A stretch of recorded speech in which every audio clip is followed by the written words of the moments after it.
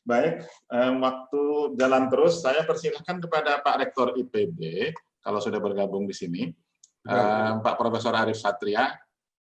Siap. Beliau adalah warga kehormatan Madura.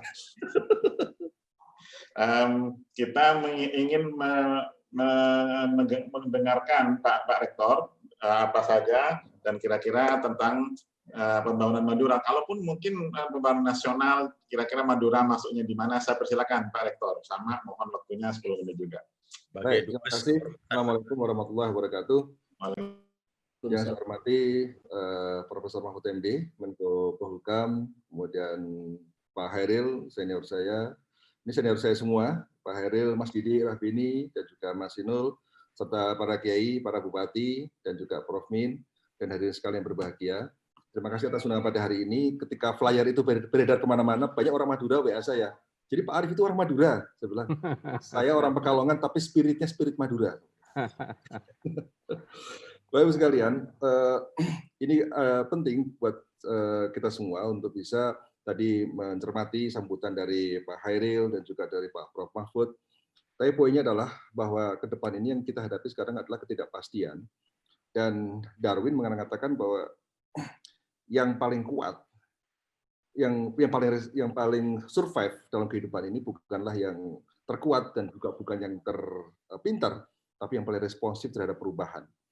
Nah, jadi kita ini ingin mencetak orang-orang di IPB adalah orang-orang yang memiliki kemampuan respons perubahan, tidak sekedar beradaptasi terhadap perubahan, tapi juga bisa menjadi trendsetter perubahan. Nah, karena itu saya kira ini menjadi hal yang sangat penting. Skill-skill apa yang harus diperlukan dan kemudian apa ekosistem apa di IPB yang harus kita siapkan sehingga bisa menghasilkan orang-orang yang memiliki agility, kelincahan dalam rangka untuk merespons perubahan itu.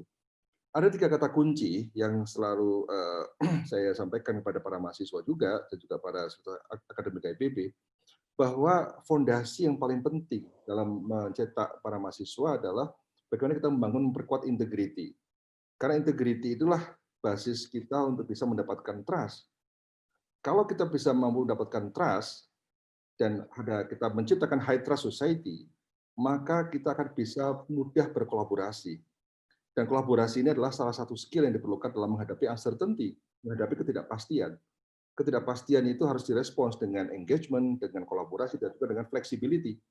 Nah, karena itu dengan kolaborasi yang kuat, memungkinkan kita muncul, kata kunci yang kedua adalah inovasi. Tidak mungkin inovasi-inovasi ke depan adalah inovasi-inovasi individual. Hampir semua adalah inovasi-inovasi hasil kolaborasi. Nah, karena itu dengan integriti yang kuat, dengan inovasi yang kuat, maka pada akhirnya kita akan sampai pada peran berikutnya adalah bagaimana kita bisa menginspirasi. Karena dalam masa-masa seperti ini, maka inspirasi menjadi penting. Saya kira forum hari ini adalah forum untuk sharing inspirasi. Para warga Madura yang sukses di berbagai tempat untuk bisa memberikan gambaran, memberikan ide-ide. Inspirasi adalah sebuah proses untuk encourage orang untuk berpikir, untuk bertindak, dan juga untuk melakukan sesuatu mengarah pada perubahan, untuk mengarah pada kemajuan. Dan saya yakin dengan inspirasi-inspirasi yang disampaikan oleh para tokoh-tokoh di Madura ini akan bisa menggugah orang-orang yang ada di manapun, ya, termasuk warga Madura dimanapun, termasuk warga Madura di Madura sendiri, untuk bisa langsung berbenah untuk mengarah pada kemajuan. Karena apa? Karena kita ini tidak menghindari stagnasi. Stagnasi ini terjadi karena kegagalan kita untuk lari dari masa lalu, inability to escape from the past, dan kegagalan kita untuk menemukan masa depan, inability to invent the future. Oleh karena itu menghadapi masa depan memang harus dengan kacamata masa depan, tidak bisa dengan kacamata masa lalu. Oleh karena itu kita mendorong mahasiswa di IPB, ini adalah orang-orang yang memiliki growth mindset, mindset yang terus tumbuh dan berkembang seirama dengan perkembangan.